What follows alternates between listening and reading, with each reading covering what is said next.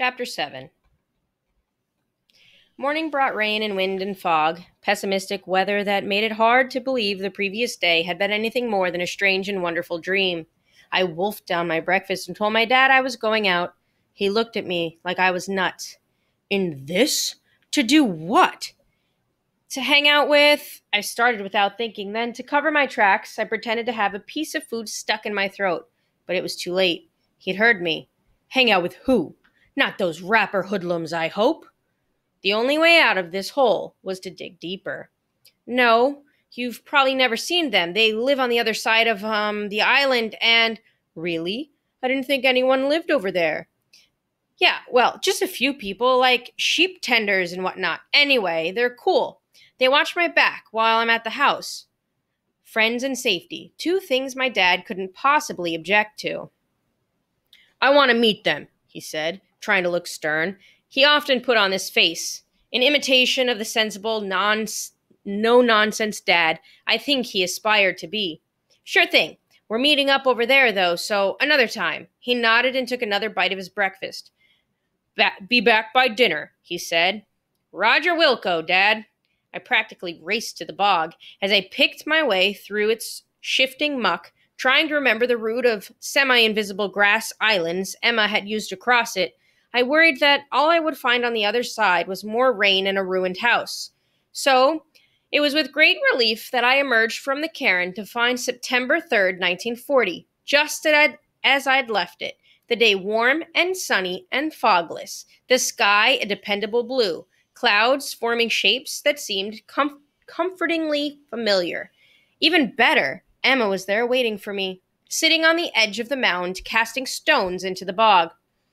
About time, she cried, jumping to her feet. Come on, everyone's waiting for you. They are? Yes, she said with an impatient eye roll, taking my hand and pulling me after her. I sparked with excitement, not only at her touch, but at the thought of the day that lay ahead, full of endless possibility. Though in a million superficial ways it would be identical to the day before, the same breeze would blow and the same tree limbs would fall, my experience of it would be new. So would the peculiar children's. They were the gods of this strange little heaven, and I was their guest. We dashed across the bog and through the forest, as if late for an appointment. When we reached the house, Emma led me around to the backyard where a small wooden stage had been erected. Kids were bustling in and out of the house, carrying props, buttoning up suit jackets, and zipping into sequin dresses. Warming up was a little orchestra made up of just an accordion, a battered trombone, and a musical saw that Horace played with a bow. What's this? I asked Emma. Are you guys putting on a play? You'll see, she said. Who's in it? You'll see. What's it about? She pinched me. A whistle blew and everyone ran to claim seats in a row of folding chairs that faced the stage. Emma and I sat down just as the curtain opened, revealing a straw boater hat floating atop a gaudy red and white striped suit. It was only when I heard a voice that I realized that, of course, it was Millard. Ladies and gentlemen, he crowed. It gives me the utmost pleasure to present to you a performance like no other in history, a show of such unrivaled daring, of such accomplished musicianship, that you simply won't believe your eyes. Good citizens, I give you Miss Peregrine and her peculiar children. The audience burst into uproarious applause. Millard tipped his hat. For our first illusion, I will produce Miss Peregrine herself. He ducked behind the curtain and emerged a moment later, a folded sheet draped over one arm, and a peregrine falcon perched on the other. He nodded to the orchestra, which lurched into a kind of wheezing carnival music. Emma elbowed me. Watch this, she whispered. Millard set the falcon down and held the sheet in front, screening the bird from the audience. He began counting backward. 3, 2, 1. On 1, I heard the unmistakable flap of wings and then saw Miss Peregrine's head, her human head, pop up from behind the sheet to even more uproarious applause. Her hair was mused and I could only see her from the shoulders up. She seemed to be naked behind the sheet. Apparently, when you change into a bird, your clothes don't go along for the ride. Taking the edges of the sheet, she wrapped it chastely around herself.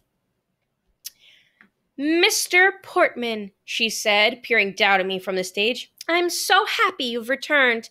This is a little exhibition we used to tour around the continent back in halcyon days. I thought you might find it instructive. And then she swept off stage in a flourish, heading into the house to retrieve her clothes. One after another, the peculiar children came out of the audience and took the stage, each with an act of their own. Millard removed his tuxedo so that he was completely invisible and juggled glass bottles. Olive removed her leaden shoes and performed a gravity-defying gymnastics routine on a set of parallel bars. Emma made fire, swallowed it, and then blew it out again without burning herself. I applauded until I thought my hands would blister. When Emma returned to her seat, I turned to her and said, I don't understand. You perform this for people? Of course, she replied. Normal people. Of course, normal people. Why would peculiars pay to see things they can do themselves? But wouldn't this, blow your cover? She chuckled. Nobody suspected a thing, she said. People come to sideshows to see stunts and tricks and what all, and as far as anybody knew, it's exactly what we showed them. So you were hiding in plain sight.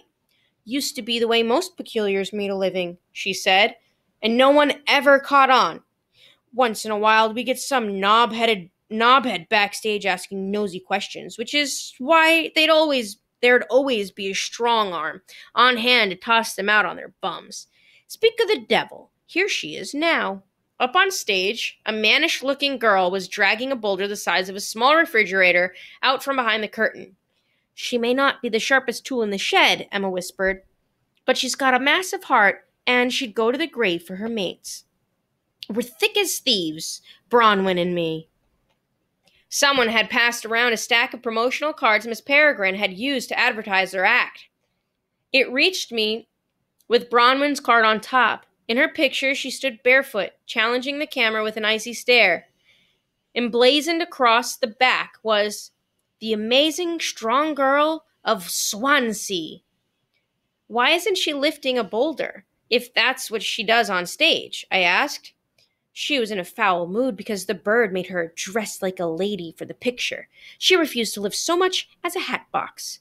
Looks like she drew the line at wearing shoes, too. She generally does.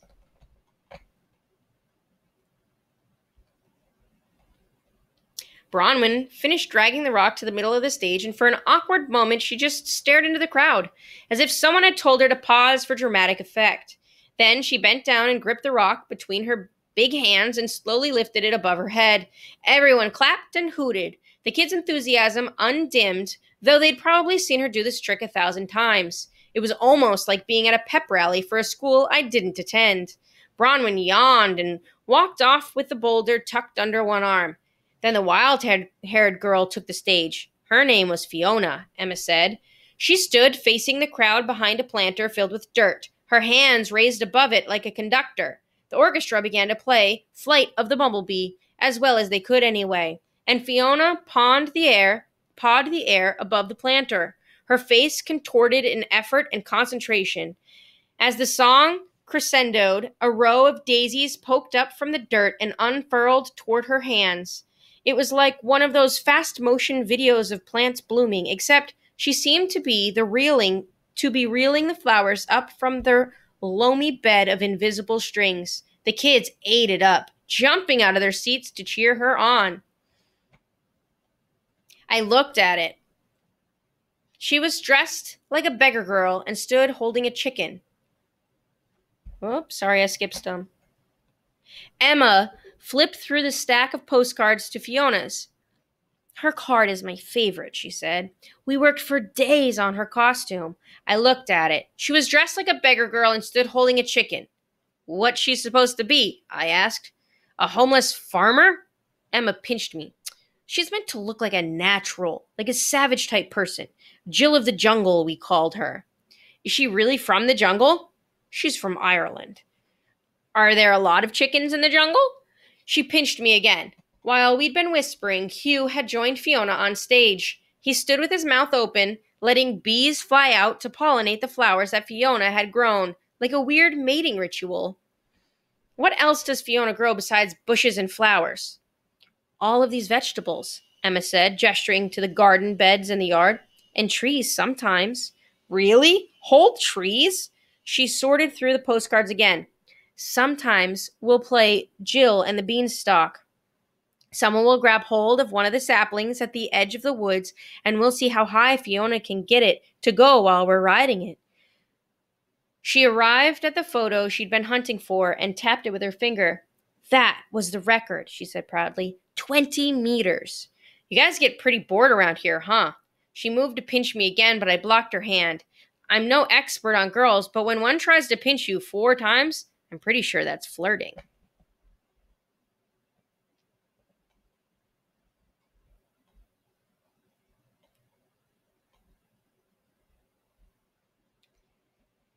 There were a few more acts after Fiona and Hugh left the stage, but by then the kids were getting antsy, and soon we dispersed to spend the rest of the day in summery bliss, lazing in the sun, sipping limeade, playing croquet, tending to gardens that, thanks to Fiona, hardly needed tending, discussing our options for lunch. I wanted to ask Miss Peregrine more about my grandfather, a subject I avoided with Emma, who turned morose at any mention of his name.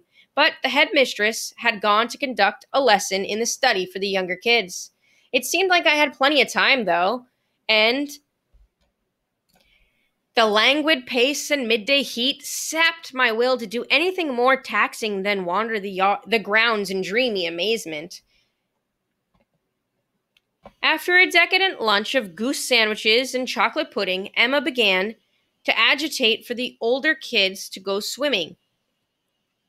Out of the question, Millard groaned, the top button of his pants popping open.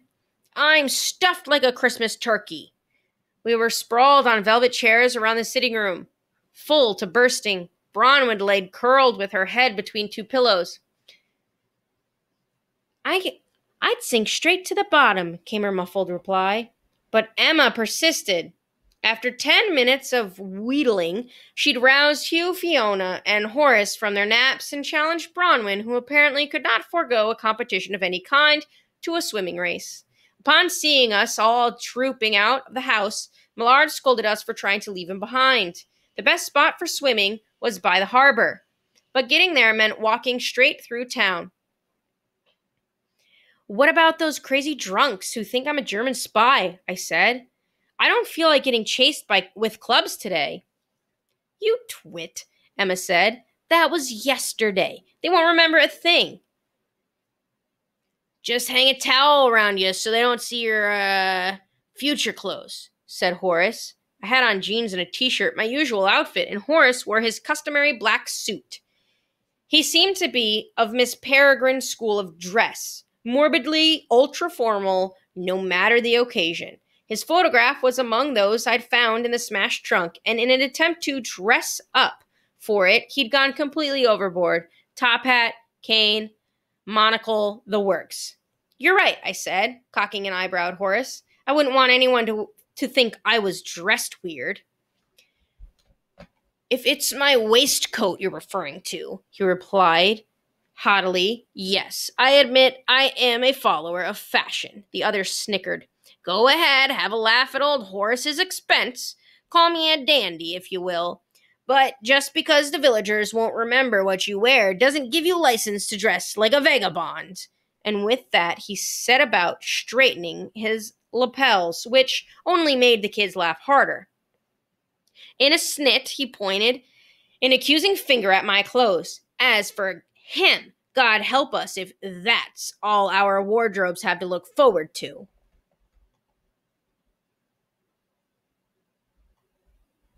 When the laughter had died down, I pulled Emma aside and whispered, What exactly is it that makes Horace peculiar? Aside from his clothes, I mean. He has prophetic dreams, gets these great nightmares every so often, which have a disturbing tendency to come true.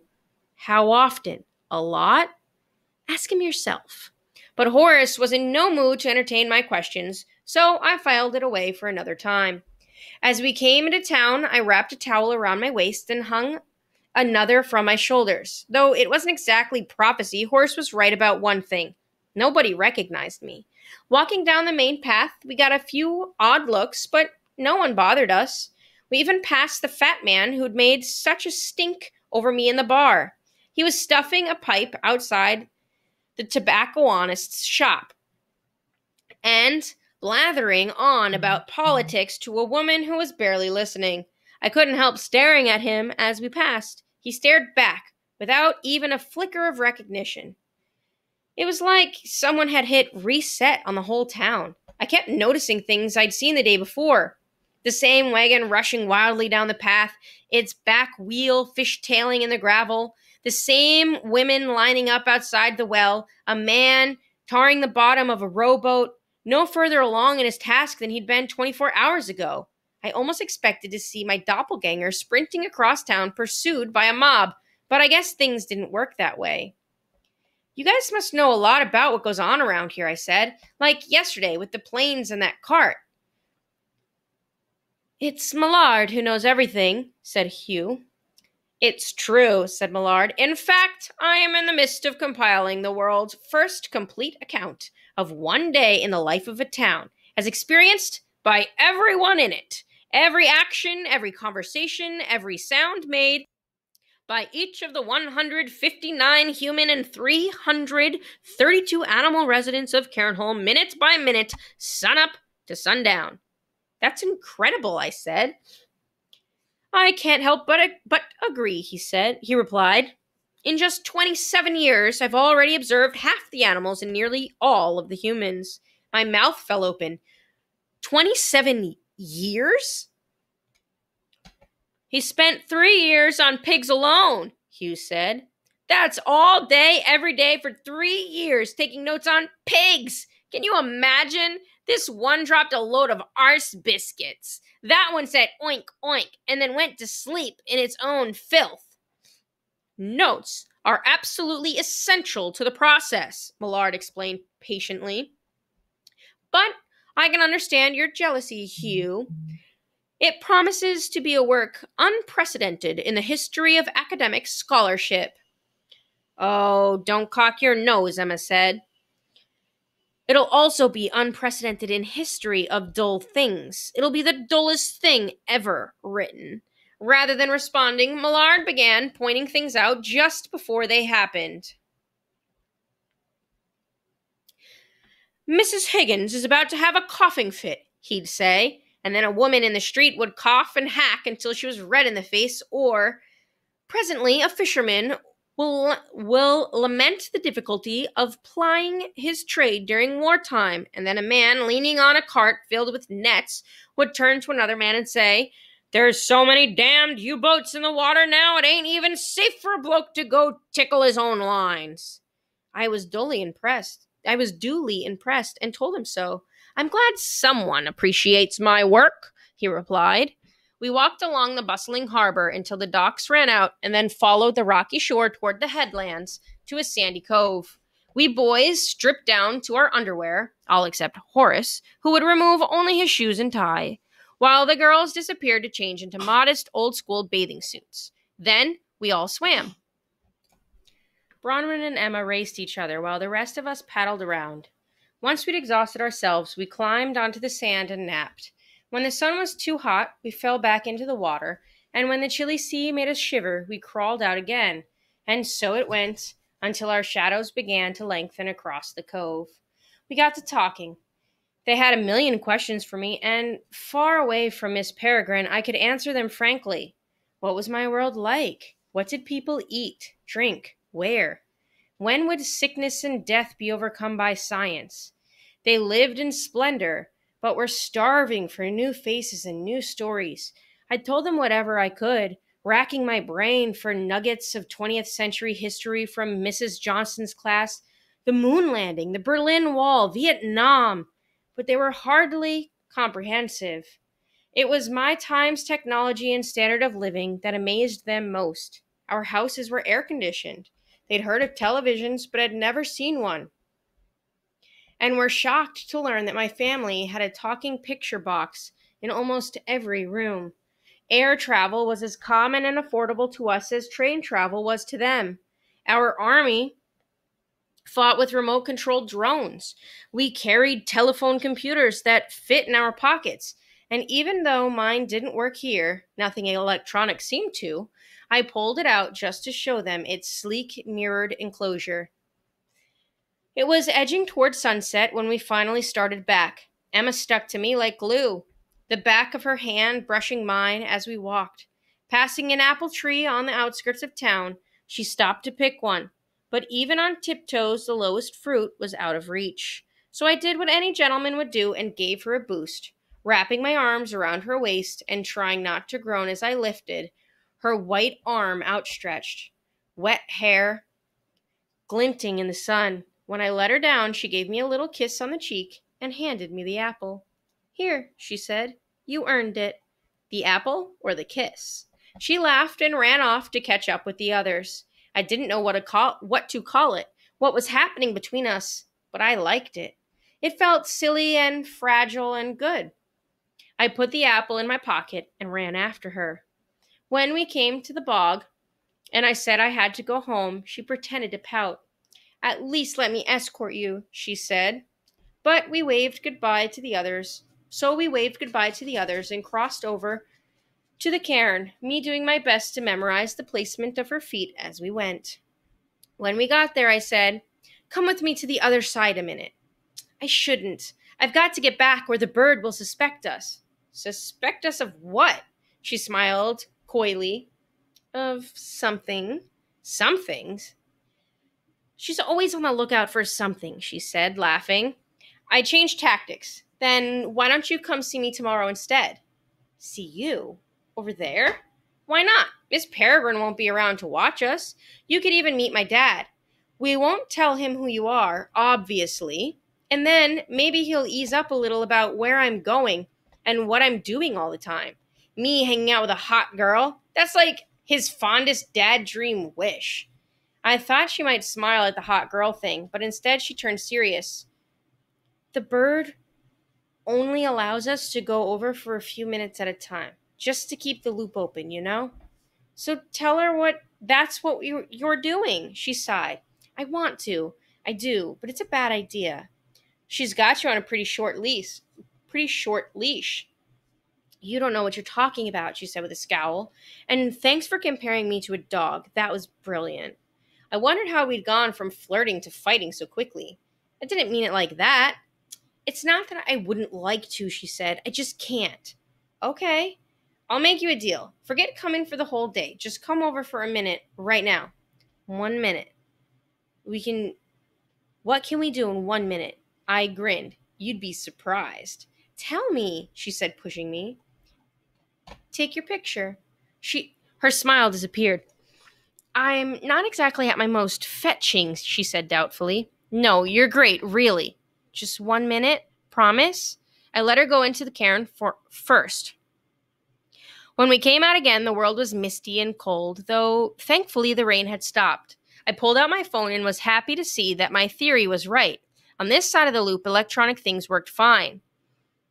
Where's your camera? She said, shivering. Let's get this over with. I held up the phone and took her picture. She just shook her head as if nothing about my bizarre world could surprise her anymore. Then she dodged away, and I had to chase her around the cairn, both of us laughing. Emma ducked out of view, only to pop up again and vamp for the camera. A minute later, I'd taken so many pictures that my phone had nearly run out of memory. Emma ran to the mouth of the cairn and blew me an air kiss. See you tomorrow, future boy. I lifted my hand to wave goodbye, and she ducked into the stone tunnel. I skipped back to town, freezing and wet and grinning like an idiot. I was still blocks away from the pub when I heard a strange sound rising above the hum of generators. Someone calling my name. Following the voice, I found my father standing in the street in a soggy sweater, breath pluming before him like muffler exhaust on a cold morning. Jacob, I've been looking for you. You said to be back by dinner, so here I am. Forget dinner. Come with me. My father never skipped dinner. Something was most definitely amiss. What's going on? I'll explain on the way, he said, marching me toward the pub. Then he got a good look at me. You're all wet, he exclaimed. For God's sake, did you lose your other jacket too? And why is your face red? You look sunburned. Crap, a whole afternoon at the beach without sunblock. I'm all hot from running, I said, though the skin on my arms was pimpled from cold. What's happening? Did someone die or what? No, he said. Well, sort of. Some sheep. What's that got to do with us? They think it was the kids who did it. Like a vandalism thing. They who? The sheep police? The farmers, he said. They've interrogated everyone under the age of 20. Naturally, they're pretty interested in where you've been all day. My stomach sank. I didn't exactly have a watertight cover story, and I raced to think of one as we approached the priest hole. Outside the pub, a small crowd was gathered around a quorum of very pissed-off-looking sheep farmers. One wore muddy coveralls and leaned threateningly on a pitchfork. Another had Worm by the collar. Worm was dressed in neon track pants and a shirt that read, "I love it when they call me Big Papa." He'd been crying, snot bubbling on his upper lip. A third farmer, rail thin and wearing a knit cap, pointed at me as we approached. Here he is, he called out. Where you been off to, son? Dad patted me on the back. Tell them, he said confidently. I tried to sound like I had nothing to hide. I was exploring the other side of the island, the big house. Knitcap looked confused. Which big house?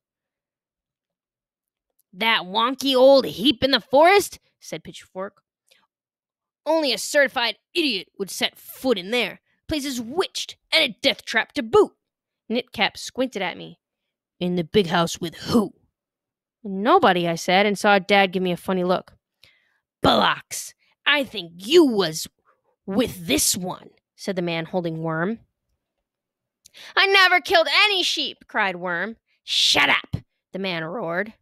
Jake, said my dad, what about your friends? Ah, crap, Dad. Knitcap turned and spat.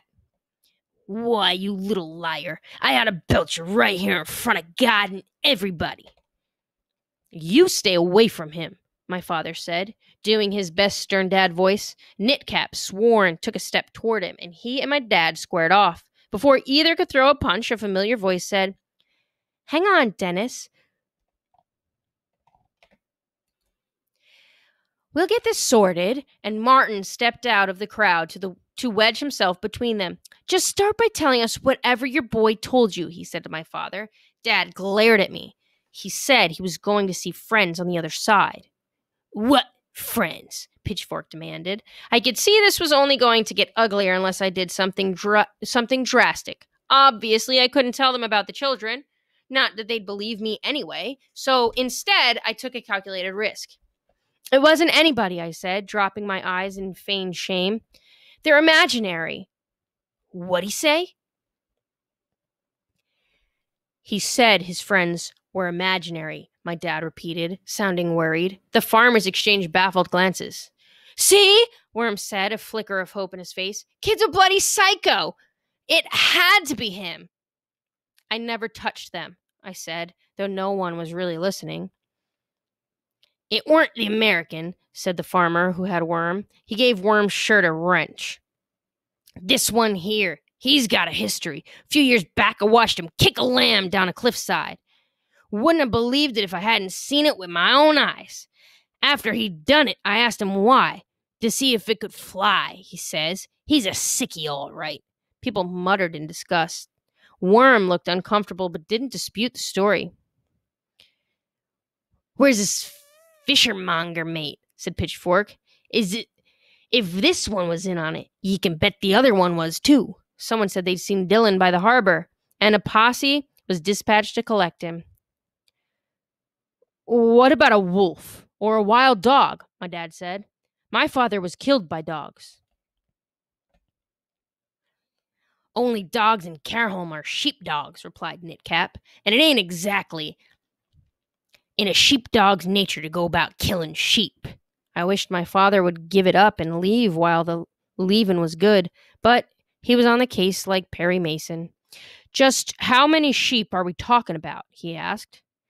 5, replied the fourth farmer, a short, sour-faced man who hadn't spoken until then.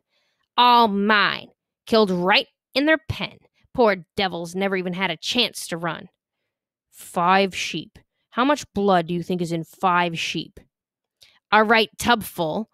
I shouldn't wonder, said Pitchfork. So, wouldn't whoever did this be covered in it? The farmers looked at one another. They looked at me and then at Worm. Then they shrugged and scratched their heads. Reckon it could have been foxes, said Knitcap. A whole pack of foxes, maybe, said Pitchfork doubtfully. If the island's even got that many. I still say the cuts are too clean, said the one holding Worm. Had to have been done with a knife. I just don't believe it, my dad replied. Then come see for yourself, said Knitcap. So as the crowd began to disperse, a small group of us followed the farmers out to the scene of the crime. We trudged over a low rise through a nearby field to a little brown shed with a rectangular animal pen beyond it.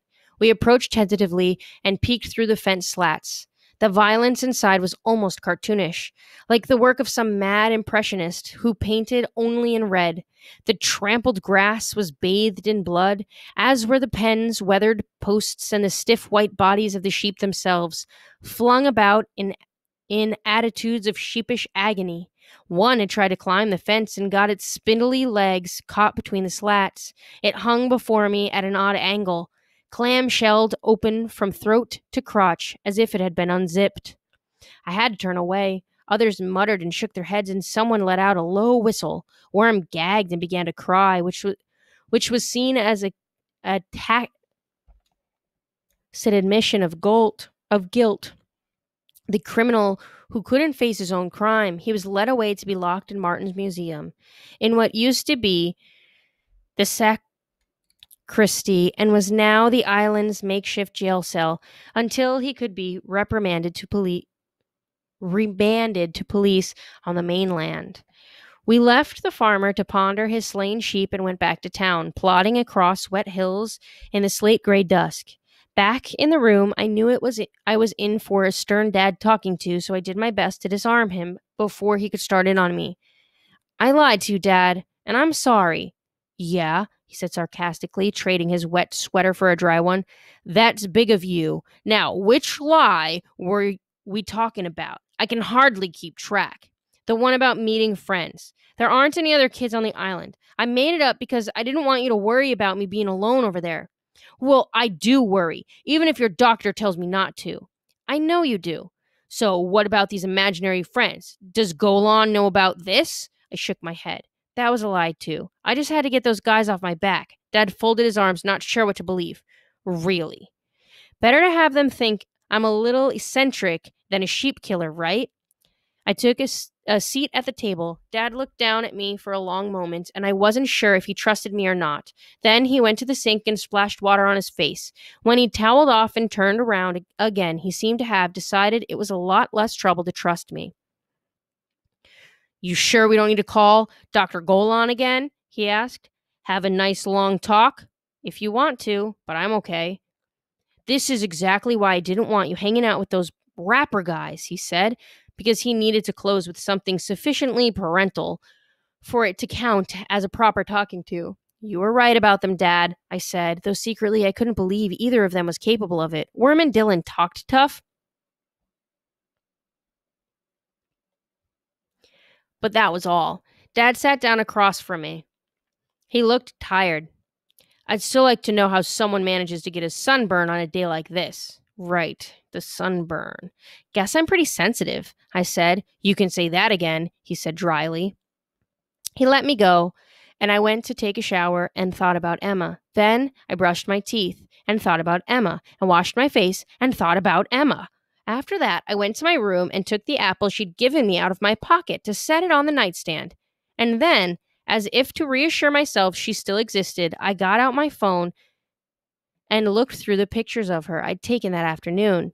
I was still looking when I heard my father go to bed in the next room, and still looking when the Jennies kicked off and my lamp went out, and when there was no light anywhere but her face on my little screen, I lay there in the dark, still looking.